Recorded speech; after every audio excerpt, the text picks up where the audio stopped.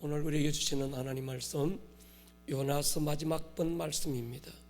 요나서 4장 1절부터 11절 마지막 절까지 은혜로운 목소리와 함께 우리 같이 읽고, 그리고 지난주 우리 설교 영상 같이 나누겠습니다. 읽겠습니다. 시작. 요나가 매우 싫어하고 성내며 여호와께 기도하여 이르되, 여호와여, 내가 고국에 있을 때 이러하겠다고 말씀하지 아니하였나이까? 그러므로 내가 빨리 다시스로 도망하였사오니 주께서는 은혜로우시며 자비로우시며 노하기를 더디하시며 이내가 크시사 뜻을 돌이켜 재앙을 내리지 아니하시는 하나님이신 줄을 내가 알았음이니이다. 여호와여, 원하건대 이제 내 생명을 거두어 가소서. 사는 것보다 죽는 것이 내게 나음이니이다 하니, 여호와께서 이르시되 내가 성내는 것이 옳으냐 하시니라. 요나가 성읍에서 나가서 그 성읍 동쪽에 앉아 거기서 자기를 위하여 초막을 짓고 그 성읍에 무슨 일이 일어나는가를 보려고 그 그늘 아래에 앉았더라. 하나님 여호와께서 박넝쿨을 예비하사 요나를 가리게 하셨으니 이는 그의 머리를 위하여 그늘이 지게 하며 그의 괴로움을 면하게 하려 하심이었더라. 요나가 박넝쿨로 말미암아 크게 기뻐하였더니 하나님이 벌레를 예비하사 이튿날 새벽에 그 박넝쿨을 갉아먹게 하심에 시드니라. 해가 뜰 때 하나님이 뜨거운 동풍을 예비하셨고 해는 요나의 머리에 쪼임에 요나가 혼미하여 스스로 죽기를 구하여 이르되, 사는 것보다 죽는 것이 내게 나으니이다 하니라. 하나님이 요나에게 이르시되, 내가 이 박넝쿨로 말미암아 성내는 것이 어찌 옳으냐 하시니, 그가 대답하되 내가 성내어 죽기까지 할지라도 옳으니이다 하니라. 여호와께서 이르시되, 내가 수고도 아니하였고 재배도 아니하였고 하룻밤에 났다가 하룻밤에 말라버린 이 박넝쿨을 아꼈거든. 하물며 이 큰 성읍 니느웨에는 좌우를 분별하지 못하는 자가 12만여 명이요 가축도 많이 있나니 내가 어찌 아끼지 아니하겠느냐 하시니라. 아멘. 예배하는 데지 않에 그런 마음이 들었어요. 이 목사 다음 주일은 자동차를 타고 교회 가까운 곳에서 예배하는 성도들이 있거든. 네가 아메리카노를 배달해라. 다음 주일은 교회 가까운 곳에서 자동차로 예배하는 분들에게는 이 목사가 직접 아이스 아메리카노로 여러분들에게 배달을 할 수 있도록 하겠습니다. 할렐루야. 제가 가끔씩 아이들에게 물어요. 왜 공부하는지 아니? 배워서 남주기 위해서다. 공부해서 남주냐고 말하지 마라. 진짜 공부해야 되는 이유는 남주기 위해서다. 얘들아, 죽으라고 공부해라. 많이 배우고 잘 배워서. 그래서 남주어라. 돈 벌어서 남주냐고 따지지 마라. 진짜 돈을 벌어야 되는 이유는 남주기 위해서다. 열심히 일하고 많이 벌어서 남주어라. 그래야 큰 부자가 된다. 여러분, 성경이 우리에게 말하는 이 정신이 없어서 작은 부자에 그치고 큰 부자가 못 되는 겁니다. 예수 잘 믿는다는 말이 이 말입니다. 인생 잘 산다는 말이 이 말이지요.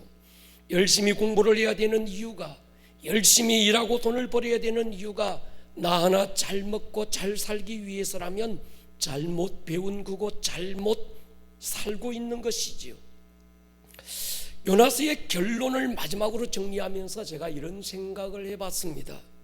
요나의 전도에 니느웨 왕과 모든 백성들이 베옷으로 갈아입고 자기들이 지은 죄를 회개하면서 하나님께 돌아왔습니다. 하나님도 그 모습 보시고 그들에게로 내리기로 작정하셨던 심판의 뜻을 돌이키십니다. 결론은 해피엔딩인 것 같은데 제 안에 뭔가 개운치 못한 뭔가가 남아서 하나님 앞에 나아가서 여쭈었습니다. 하나님, 사람이 이렇게 쉽게 변하고 이렇게 쉽게 하나님께 돌이킨다면 얼마나 목회하기 편할까요? 그냥 말 한마디 툭 던졌을 뿐인데 왕과 모든 백성들이 굵은 베옷을 입고 제위에 앉아 회개하고 하나님께 돌아오는데, 그런데 나는 왜 이렇게 목이 터져라 구함을 지르고 온 힘을 쏟는데도 성도들이 변하지 않을까요? 다른 사람들의 변화는 접어두고서라도 제 자신조차 변하지 않는 이유가 무엇일까요? 어떻게 하면 이런 변화의 역사가 내게도 일어날 수 있을까요? 제가 아무리 생각해봐도 요나가 저보다 특별히 무슨 능력이 있는 것 같지는 않습니다. 요나의 설교가 저의 설교보다 더 탁월한 어떤 설득력이 있는 것 같지도 않습니다. 그런데 요나의 설교를 듣고 그렇게 완악했던 니느웨 사람들이 일순간에 하나님께 돌이킬 수 있었던 이유를 잘 모르겠습니다. 다만 제가 유추하기는 예수님도 이 한계를 경험하신 것 같아 위로가 됐습니다. 이런 말씀 남겨서요, 마지막 때 니느웨 사람들이 일어나 이 세대 사람들을 정죄할 것이다. 이유는 요나의 설교를 듣고도 니느웨 사람들이 회개했는데 요나보다 훨씬 더 크신 예수님의 설교를 듣고도 이 세대 사람들이 회개하지 않는다고 탄식했습니다. 누가 어떤 설교를 하느냐보다는 듣는 자들의 마음의 토양이 훨씬 중요합니다. 사람의 말이 아니라 하나님의 말씀으로 받을 때 능력이 되는 게지요. 오늘 요나서 강해를 마지막으로 닫으면서 우리 안에도 이런 역사가 일어날 수 있기를 우리 주 예수님의 이름으로 축원합니다. 요나서 첫 시간 개론을 말씀드릴 때 이런 말씀을 드린 것 같습니다. 구약의 어떤 선지자들이 예언을 하는데 그 예언이 이루어지면 성공한 예언이고 진짜 선지자고, 만약에 예언한 것이 이루어지지 않는다면 거짓 선지자일 수 있고 실패라고 생각했습니다. 그런데 니느웨 성이 40일 후면 무너진다고 예언했던 요나의 예언은 이루어지지 않았습니다. 그렇다면 요나의 예언은 성공일까요? 실패일까요? 요나는 참 선지자일까요? 아니면 거짓 선지자일까요? 축복의 예언은 이루어져야 성공이지요. 그러나 심판의 예언은 이루어지지 않아야 성공 아닐까요? 어떻게 되었든지 그런 내용이 핵심이었다면 이쯤에서 요나서는 끝이 나서야 맞았습니다. 니느웨로 가서 40일 후에 이 성이 심판당하고 멸망한다고 전해라. 하나님의 명령을 받은 요나가 처음에는 안 가리고 버티다가 억지로 코가 끼어서 가게 되고 하나님의 심판을 전했는데 의외로 왕과 모든 백성들이 회개하고 돌이켰고, 하나님은 그들에게 내리기로 작정하셨던 심판을 내리지 않았더라 끝. 이래야 맞습니다. 여기서 문을 닫고 엔딩이 돼야 맞는데 사장으로 계속 연결되는 이유가 뭘까요? 하나님은 요나서 4장을 통해서 우리에게 무엇을 말씀하고 싶은 것일까요? 우리가 기도한 대로 응답되지 않으면 응답받지 못했다고 단정짓습니다. 응답에는 몇 가지가 있는 것 같아요. Yes, 주시겠다는 것도 응답입니다. 그러나 No, 거절도 응답이지요. 주고받아서 좋은 것이라면 Yes가 되어야 됩니다. 그러나 주고받아서 좋은 것이 아니라면 No, 거절이 복이고 응답 아닐까요? 또 하나 Wait, 지금은 때가 아니니 기다려보라는 것도 큰 응답이지요. 모든 좋은 것은 기다림을 통해 익어가고 기다림을 통해서 숙성되는 법입니다. 내가 두드린 문만 바라보고 있으면 안 됩니다. 대개의 경우 하나님은 다른 더 좋은 문을 열어두고 계신다는 걸 기억하십시오. 요나의 반응에 주목해 보십시다. 지금 1절에서 요나가 매우 싫어하고 분노하고 막 썩냅니다. 여러분, 성경에 어느 누가 감히 어떤 선지자가 하나님께 대들고 썩내는 선지자를 본 적이 없습니다. 요나 혼자입니다. 지금 요나가 꼬라지를 부리고 있는데 이유가 무엇입니까? 니느웨를 심판하게 했다고 하셨던 하나님께서 뜻을 돌이키고 심판을 내리지 않으셨기 때문이라는 거지요. 여러분, 이게 이해가 될까요? 더구나 요나는 목회자고 선지자입니다. 만약에 강단에서 선포된 설교를 들은 성도들이 자신들의 잘못을 뉘우치고 회개하고 하나님께 돌이키는데 담임 목사가 이 현장을 보고 불쾌하게 여기고 하나님께 막 화를 낸다면 여러분, 이게 이해가 될까요? 아니면 아름다운 동행에서 모태 불자께서 하나님을 만난 간정을 쏟아내고 연부를 외우던 그 입에서 찬송이 나오고 매일 성경 읽고 매일 주일 예배를 드리고 있는 것을 보고 교회 장로님이, 권사님이, 아니면 목자가 이건 말도 안 된다고 분노하고 있다면 이게 이해가 되는 상황입니까? 근데 우리 안에는 이해 안 되는 이런 억지 본성이 남아 있습니다. 자신이 심판의 자리에 앉고 싶은 본성이죠. 선과 악을 나누고 선은 보상을 받아야 되고 악은 보응을 받아야 된다는 논리에 빠져 있는 거지요. 한 번은 많은 사람들이 한 여인을 끌고 주님 앞으로 왔습니다. 그들의 손은 손마다 짱돌이 들려 있었고 여차하면 돌로 이 여인을 칠 기세입니다. 그들이 주님께 물어요. 예수님이 여인이 간음하다가 현장에서 잡혔습니다. 모세의 법에는 이런 여인은 돌로 치라고 했는데 예수님 당신은 어떻게 하실 것입니까? 이 말을 듣고 모습을 지켜보던 예수님 한마디 말씀 안 하시고 손가락으로 땅에 어떤 글씨를 쓰셨습니다. 다 글씨를 쓰신 다음 이렇게 말합니다. 너희 중에 죄 없는 자가 돌로 이 여인을 치라. 그 글을 읽고 주님의 말씀을 듣던 사람들이 갑자기 손에 들고 있던 돌을 내려놓고 하나둘씩 돌아갔습니다. 땅에 글씨를 왜 쓰셨을까? 보는 자들로 읽으라고 쓰셨을 테고 그 글을 읽은 사람들이 스스로를 돌이켜보면서 돌을 내려놓고 돌아갔다면 주님이 그때 쓰셨던 글은 어떤 글이었을까요?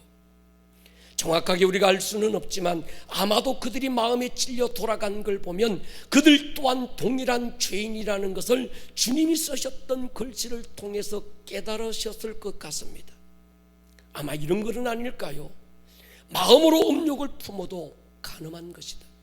형제를 미워했느냐? 그렇다면 너도 살인한 것이다. 우리가 심판의 자리에 앉으려고 할 때가 언제입니까? 내 작은 의로움이 커 보일 때지요. 내 불의는 감추어 두고 작은 의로움이 드러날 때 어느새 나도 모르게 내 손에는 짱돌이 쥐어져 있고 그 짱돌을 힘있게 날리기 시작합니다.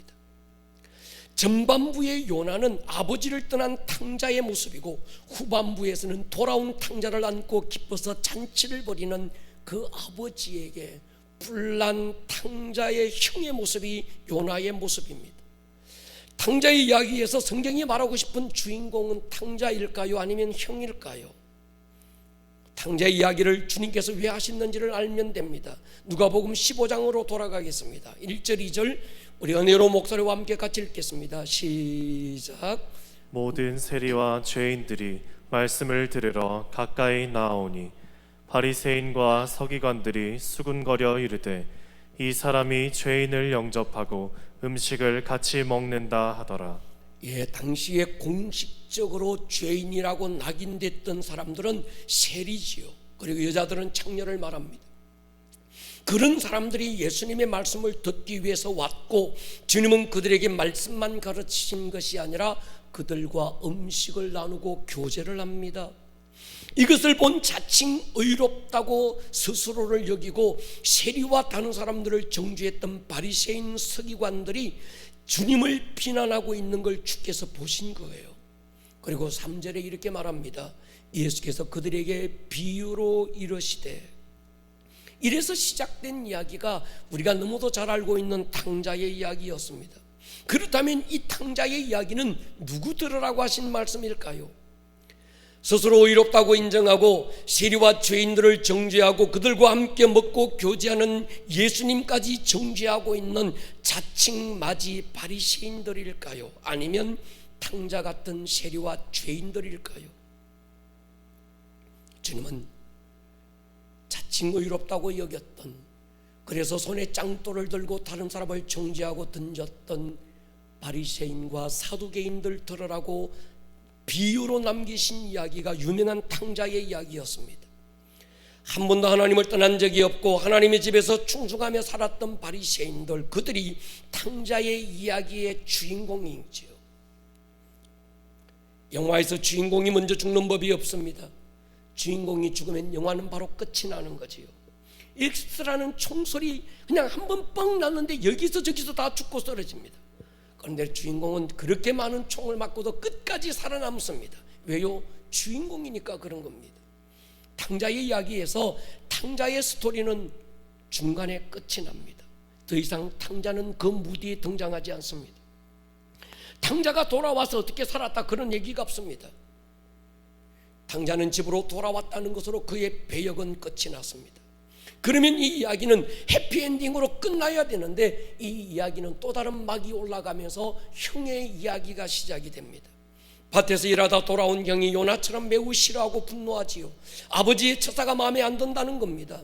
나는 한 번도 아버지를 떠난 적이 없고 성실하게 아버지를 섬겼는데 자신과 벗을 위해서는 염소 새끼 한 마리 안 잡아주시던 그 아버지께서 아버지의 재산을 창기와 함께 탕진하고 돌아온 저 아들을 위해서는 송아지를 잡았다는 거예요. 그래서 형이 지금 분노합니다. 그렇다면 요나의 이야기를 통해서 니느웨 사람들이 회개하고 돌아왔다는 것이 요나의 이야기의 핵심일까요? 아니면 아버지의 마음을 전혀 모르는 요나가 집안의 탕자라고 지금 얘기하고 싶은 것일까요? 요나의 심리가 이러죠. 저들은 나쁜 사람이고 나쁜 사람들은 반드시 그에 걸맞는 보응을 받아야 맞습니다. 아무리 하나님이시라고 해도 이렇게 쉽게 용서해버리는 건 아니지요, 그 말입니다. 사실 요나 안에는 하나님이 어떻게 하실 걸 알고 있었어요. 요나서 4장 2절에 보면 그러죠. 여호와께 기도하여 이르되 여호와여 내가 고국에 있을 때 이렇게 하겠다고 말씀하지 아니하였나이까. 그러므로 내가 빨리 다시스로 도망하여 싸우니. 요나가 다시스로 도망간 이유를 말씀합니다.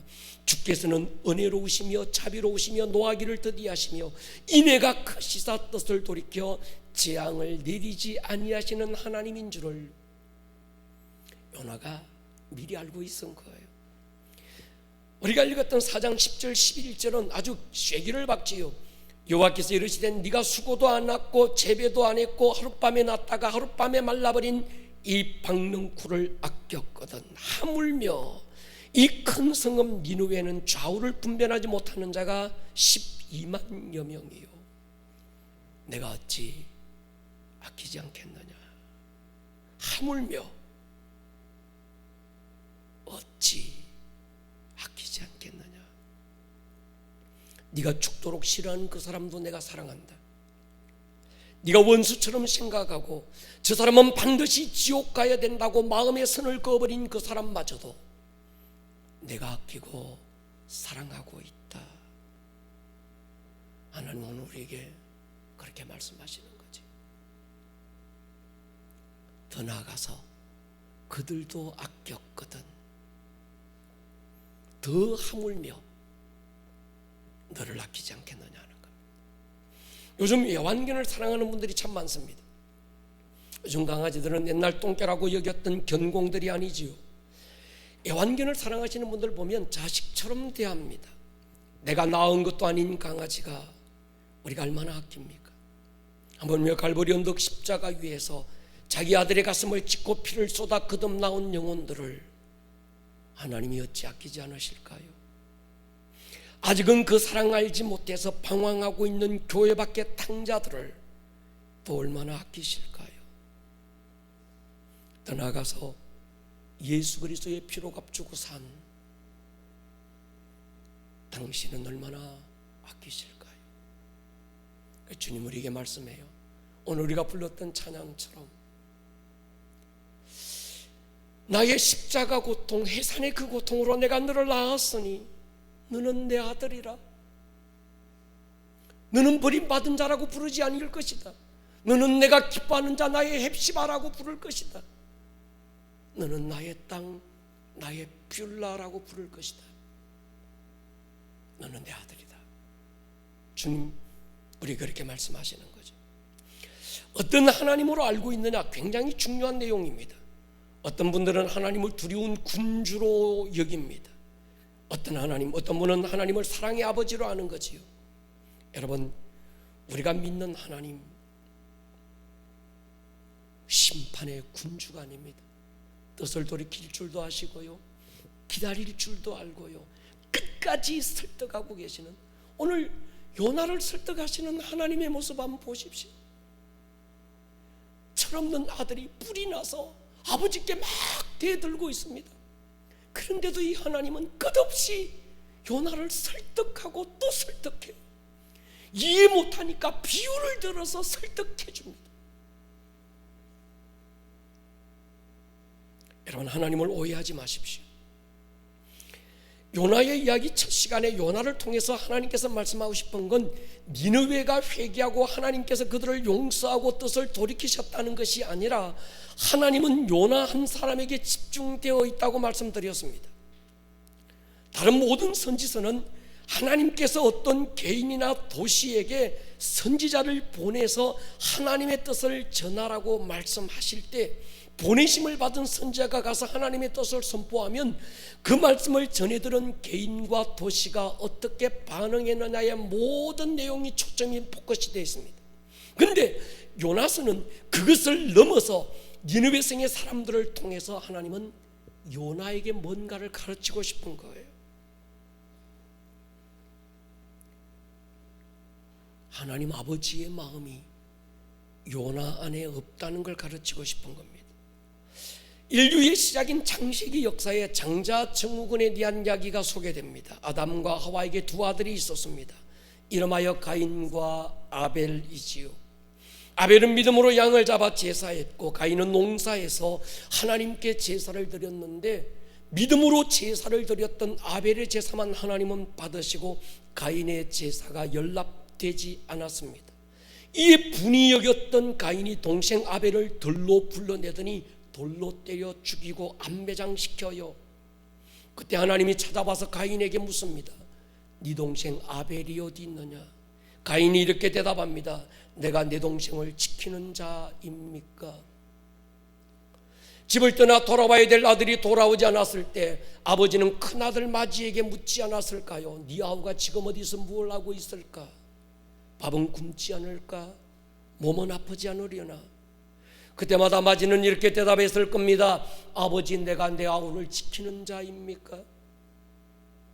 네 동생이 어디 있느냐는 하나님의 질문에는 네가 네 동생을 지키는 자야, 너는 네 동생을 돌보는 자야, 적어도 네 동생이 어디서 무엇을 하고 있는지를 알아야 되는 자야, 그 말이거든요. 그러기에 가인은 내가 내 아우를 지키는 자입니까? 라고 반문할 게 아니라 이렇게 대답했어야 맞았습니다. 하나님, 내가 내 아우를 지키는 자입니다. 아버지의 마지가 아버지의 가슴앓이를 알고 있었다면 아마 이렇게 아버지에게 소리쳤어야 했습니다. 아버지, 내가 내 아우를 지키는 자입니다. 걱정하지 마십시오. 내가 내 아우를 찾아올 것입니다. 이놈의 자석 다리를 분질러서라도 아버지 앞으로 데리고 올 것입니다. 아버지는 걱정하지 마십시오. 성경은 그의 자녀들을 향하신 하나님 아버지의 마음을 우리에게 보여주는 책이지요. 그의 사랑하는 자를 향한 하나님의 가슴앓이가 전해지는 책이 성경입니다. 사랑의 선지자라는 닉네임을 가진 호시아를 우리가 잘 압니다. 신실한 호시아 선지자에게 하나님은 엄탕한 여인 고멜을 아내로 주셨습니다. 하나님이 호시아 선지자를 통해서 말씀하고 싶은 건 호시아 선지자가 고멜이라는 여인을 끝까지 사랑했다고 하는 선지자의 위대한 사랑의 승리를 말하고 싶은 게 아니지요. 고멜이라는 여인이 얼마나 부도덕하고 그러면서도 호시아 선지자의 사랑을 끝없이 받은 복터진 여자라는 이야기도 아닐 것입니다. 하나님의 백성 이스라엘을 향하신 하나님의 가슴앓이를, 하나님의 눈물을, 하나님의 마음을 선지자를 통해서 보여주고 싶었던 것일 것입니다. 요나서를 읽어보면 한 번도 요나가 기뻐했다는 말이 없습니다. 하나님을 등지고 다시스로 도망갈 때도, 물고기 뱃속에 던져져 하나님께 회개할 때도, 자신의 사랑 없는 선포 듣고 왕을 위시하여 수많은 영혼들이 하나님께 돌아오는 그때도 요나의 얼굴에는 기쁨이 없었습니다. 근데 요나가 기뻐했다 딱 한 군데 나옵니다. 하나님의 심판을 선포하고 니느웨 성 언덕에 올라와서 하나님의 심판의 때를 기다리면서 하나님께서 이 니느웨 성을 어떻게 하는지 보고 있을 때 어디서 났는지 바로 옆에서 박넝쿨 하나가 자라더니 요나의 머리를 덮어 그늘을 만들어 줍니다. 요나가 크게 기뻐하죠. 6절 보십시오. 요나가 크게 기뻐하였다. 12만 명의 정말 소중한 영혼이 하나님께 돌아올 때 기쁨과 행복과 감사보다는 원망과 불평이 많았던 이 요나가 박넝쿨 하나가 자기 이마를 가려주는 그 일에 지금 크게 기뻐하고 있습니다.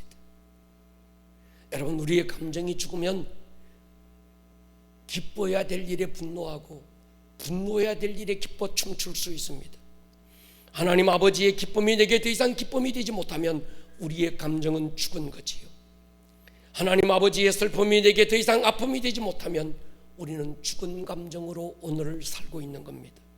하나님은 슬픈데 나는 기뻐 춤추고 있어요. 하나님은 기뻐하시는데 나는 슬픔과 근심으로 가득 눌려 있습니다. 뭘까요? 내게 하나님 아버지의 마음이 없는 겁니다.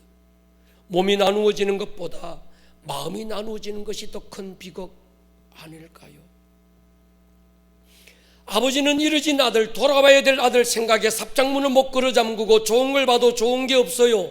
맛있는 걸 먹어도 맛있는 줄 모르는데 이 아들 마지에게는 아버지의 아픔이 뭔지 눈물이 뭔지 도대체 관심이 없습니다. 그 아버지의 안타까움이 전혀 전해지지 않습니다. 아버지는 돌아온 아들 때문에 기뻐 소잡고 춤추고 잔치를 벌이는데 맏아들에게는 아버지와 한 집에 살면서도 아버지의 기쁨이 없었습니다. 아버지 집에 살면서도 아버지를 한 번도 떠난 적이 없었지만 그의 마음은 어쩌면 더 멀리 아버지의 마음으로부터 떠나 있던 집안의 탕자였습니다. 이런 도전을 던지고 싶습니다. 만약에 탕자가 그렇게 죽을 고생하다가 더 이상은 버틸 힘이 없어서 마지막으로 아버지 집으로 돌아왔는데 아버지를 먼저 만난 것이 아니라 형을 먼저 만났더라면 어떻게 되었을까요? 아마도 이 형이 지게작대기 가지고 동생 다리 분질러 놓았을 것 같습니다. 어떻게 네 같은 게 돌아와? 다시는 돌아오지 마.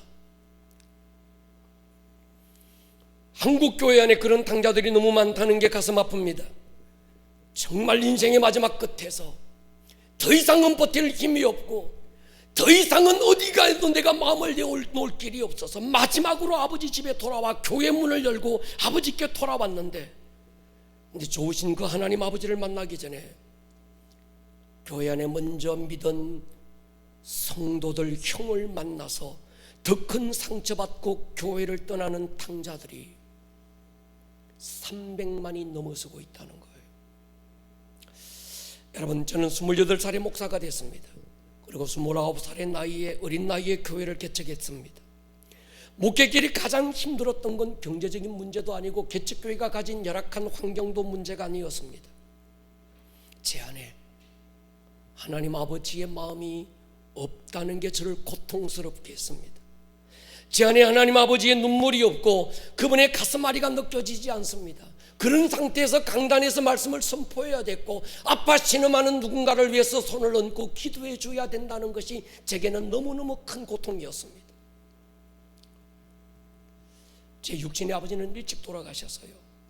아버지는 술을 너무 좋아하셨습니다. 더 큰 문제는 술이 아버지를 좋아하면서 매일 밤 집안을 전쟁터로 몰고 갔습니다.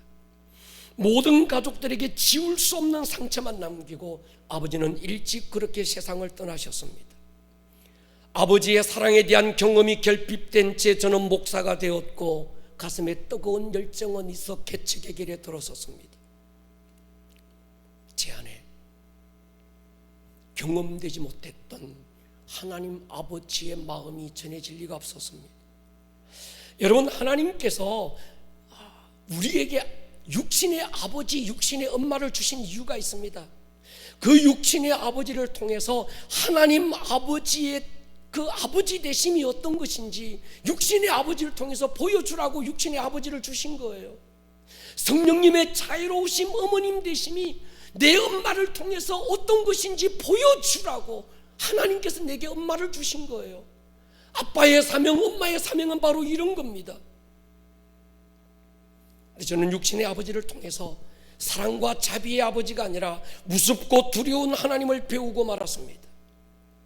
나이는 어리지만 영적 아비가 되고 하나님 아버지의 대심이 어떤 것인지 보여줘야 되는 자리에 섰는데 내 안에 그 마음이 느껴지지 않는 것이 저를 날마다 아프게 만들었습니다. 그런 생각을 해봤습니다. 아마 아미떼 아들 요나도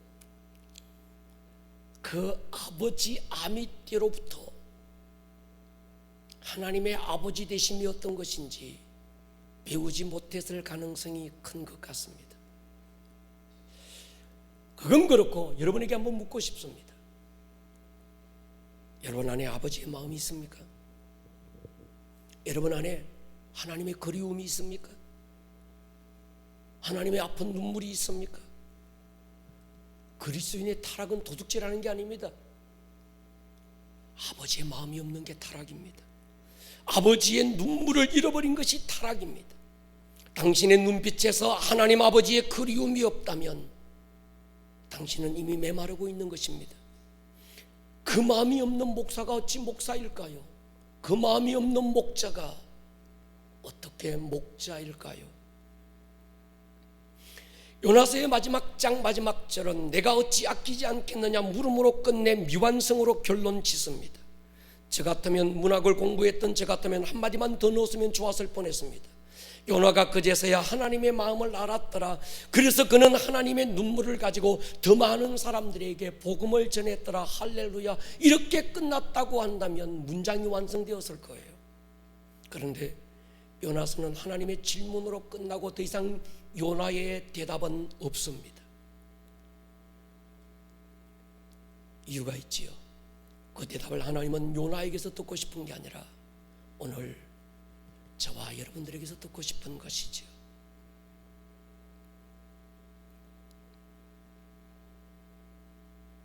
여러분, 이것이 진정한 교회의 회복인 줄 저는 믿습니다. 교회의 회복은 숫자에 있지 않습니다. 교회의 회복은 외형에 있지 않습니다. 먼저 믿은 우리 안에 하나님 아버지의 마음이 회복될 때 교회는 회복될 것입니다.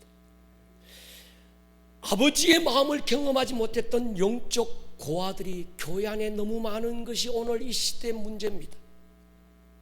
아버지가 있는데도 마치 아버지가 없는 자처럼 영적 고아로 스스로를 가두고 사는 사람들이 교회 안에 너무 많다는 겁니다.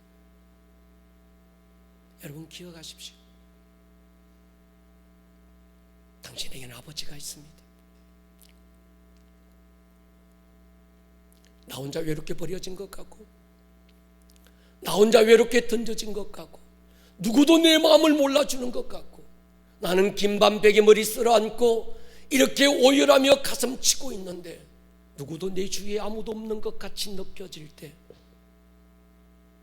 그럴 때 있습니다. 그러나 여러분 그때도 여러분에게는 좋으신 아버지가 있다는 걸 기억하십시오.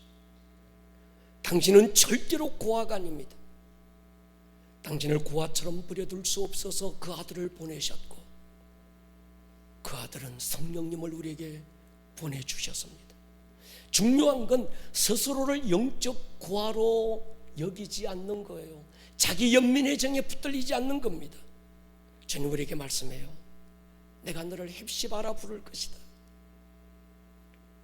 내가 너의 땅을 비울라라고 부를 것이다. 나의 십자가 고통 해산의 눈물로 내가 너를 낳았다. 너는 내 소중한 아들이다. 이 아버지의 마음은 그냥 전해지는 게 아닙니다. 사람을 통해서 흘러서 고이는 겁니다. 물은 그냥 흐르지 않아요. 높은 곳에서 낮은 곳으로 흐르는 것처럼 이 하나님 아버지의 마음은 앞선 아비된 자를 통해서 자녀에게로 흘러갑니다. 고린도 교회가 문제가 많은 교회였습니다. 은사도 많이 받았고 기도가 뜨거운 교회였습니다.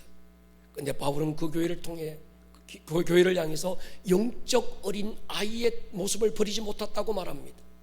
사람을 중심으로 당을 짓고 시기하고 정죄하고 분리되고, 이 모든 문제를 일만 서성은 있는데 한 아비가 없다는 것으로 바울은 결론 짓습니다.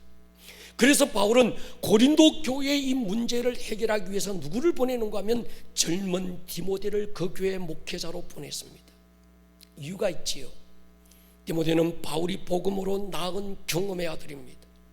바울을 통해서 아비의 마음을 경험한 디모데만이 성도들에게 아비의 눈물을 보여줄 수 있다고 판단했을 것이고, 그 아비의 눈물이 오늘 강박한 고린도 교회의 문제를 해결할 수 있을 거라 바울은 생각했을 겁니다.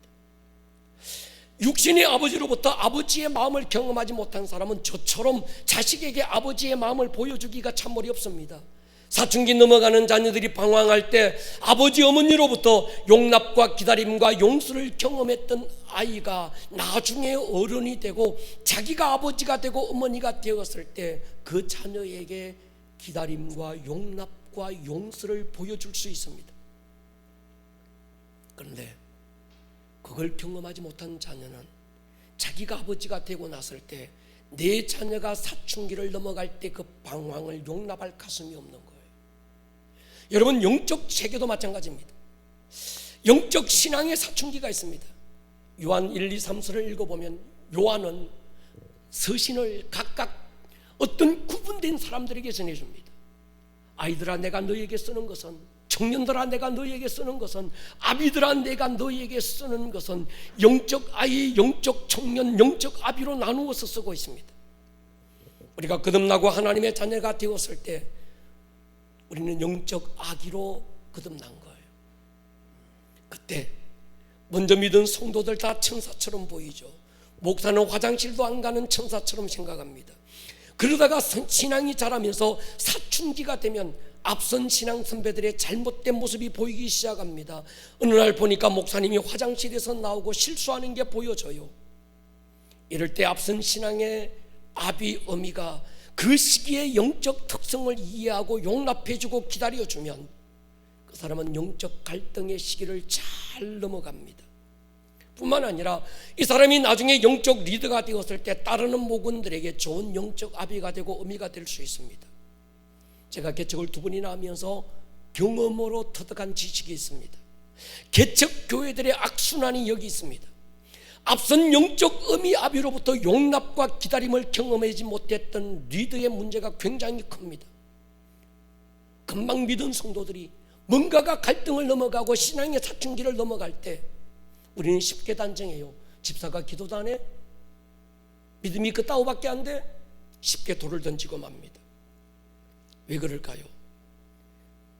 자기가 앞선 리더에게 받은 게 없는 거예요.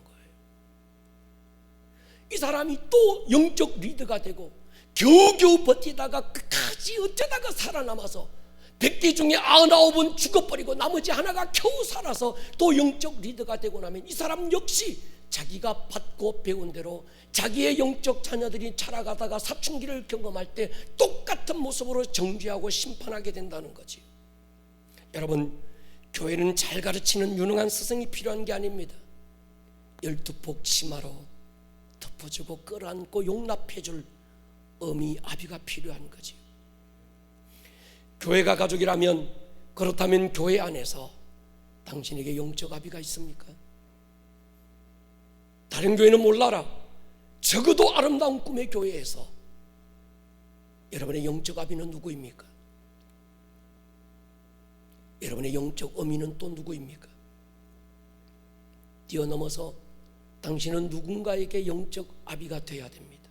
그렇다면 아름다운 꿈의 교회 안에 내가 복음으로 너를 낳았다고 할 만큼 해산의 고통, 그 고통으로 내가 낳은 영적 자녀는 누구입니까?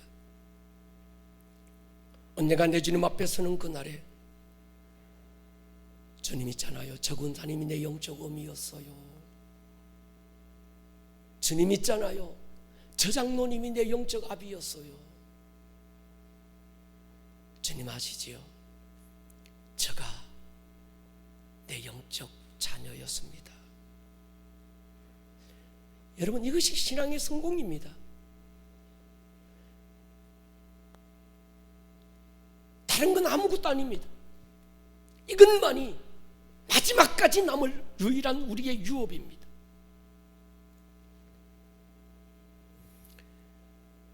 여러분의 니느웨는 없습니까? 도무지 용서가 안 되는 사람은 없습니까? 저 인간만큼은 구원받아서는 안 된다고 마음의 선을 꺼버린 사람은 없습니까? 기억하셔야 합니다. 주님은 그들도 아껴요. 내가 받은 구원도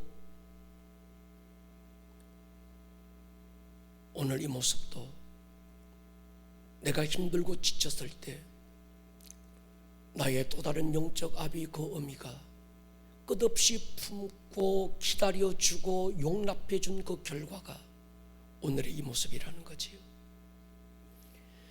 요나서에서는 요나에 대한 신상 기록이나 이력이 전혀 없습니다. 그냥 요나라는 이름뿐입니다.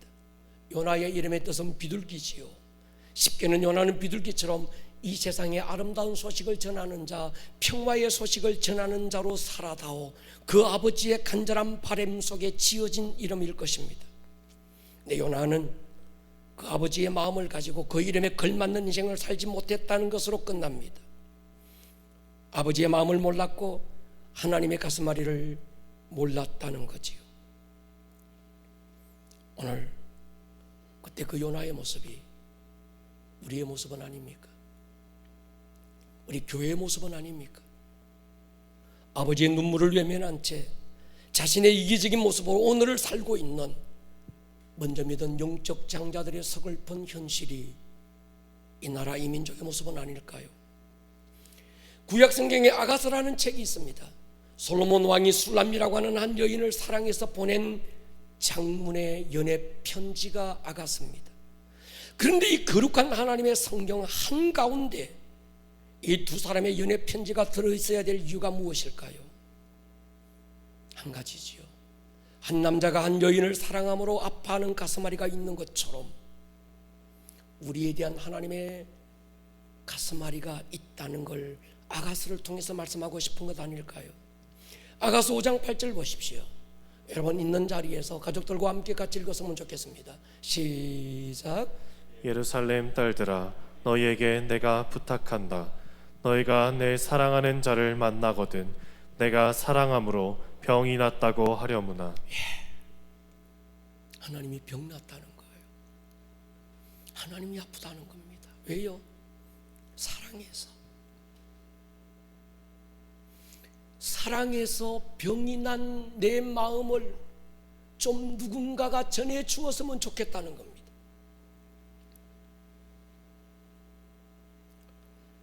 요나서 하면 흔히들 하나님의 명령 어기고 니느웨로 가지 않고 다시소로 가는 배를 탔고 불순종에 도망가다가 하나님 앞에 혼난 어떤 요나라는 사람의 이야기인 줄로 압니다. 근데 요나는 그 정도의 얕은 책이 아닙니다. 돌아와야 될 영혼 이런 자에 대한 하나님의 가슴앓이가 소리치고 있고 그 책에서 하나님은 한 영혼의 소중함과 그 영혼에 대한 아버지의 사랑의 집착을 소리치고 있는 거지요. 그렇죠. 요나서를 통해서 하나님이 우리에게 말씀하고 싶은 건 니느웨 성의 사람의 이야기도 아니고 요나가 얼마나 불순종하다가 개고생했느냐 그 얘기도 아닙니다. 니도 불순종하면 이 모양처럼 한데 얻어 터진다 그런 얘기도 아니지요. 한 가지입니다. 요나서의 결론은 하나님의 눈물입니다. 니느웨 성도 하나님이 이처럼 아꼈거든 하물며 300만 인천 시민을 아끼지 않겠느냐.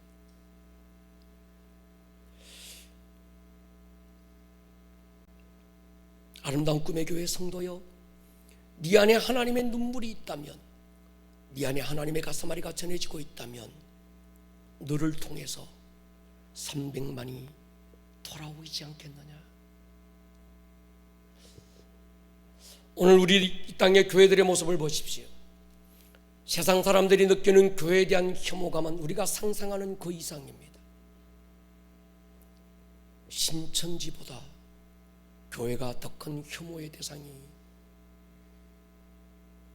되고 말았습니다. 이만희보다 세상 사람들은 교회를 더 안 좋게 여깁니다. 여러분, 이때 우리가 회복해야 될 게 뭘까요?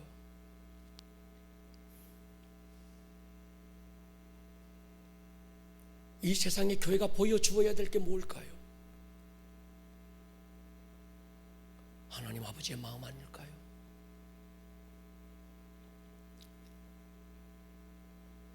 교회에 대하여 마음을 닫아버린 이 세상에 하나님 아버지의 아버지 되심이 어떤 것인지 보여주고, 그럼에도 불구하고 가슴 쓰라앉고 흘리시는 아버지의 눈물을 교회가 보여주어야 되지 않을까요? 그 길만이 다시 교회가 일어나는 것 아닐까요? 머리를 한번 숙여볼까요?